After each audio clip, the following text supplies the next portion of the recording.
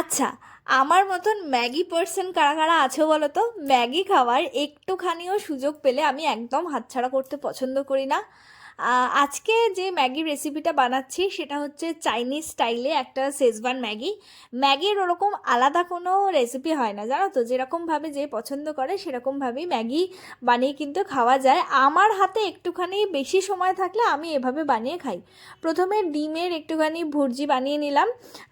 কড়াইতে অল্প খানিকটা তেল দিয়ে তাতে একটুখানি নুন দিয়ে তারপরে পেঁয়াজ আর রসুন কুচি করে রেখেছিলাম কড়াইতে, তারপরে ডিম ভাজাটা তুলে নেওয়ার পরে আরেকটু তেল দিয়ে ওই পেঁয়াজ আর রসুন কুচিটা দিয়ে একটুখানি ভাজা ভাজা মতন করে নিলাম।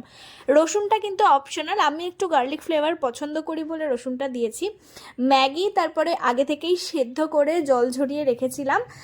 তার পেঁয়াজ আর রসুনটা একটুখানি ভাজা ভাজা হয়ে যাওয়ার পরে ম্যাগিটাকেও দিয়ে দিলাম।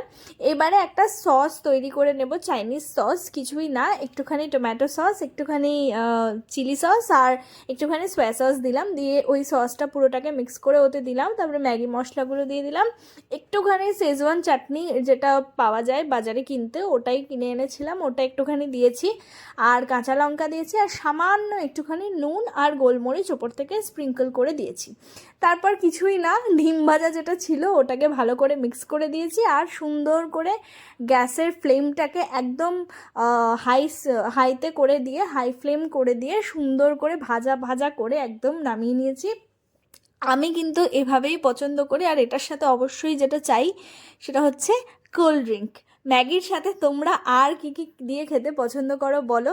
এটা হচ্ছে আমার ম্যাগির ফাইনাল লুক। তোমরা কে কীভাবে ম্যাগি করে খাও আমাকে অবশ্যই কিন্তু কমেন্টে জানিও।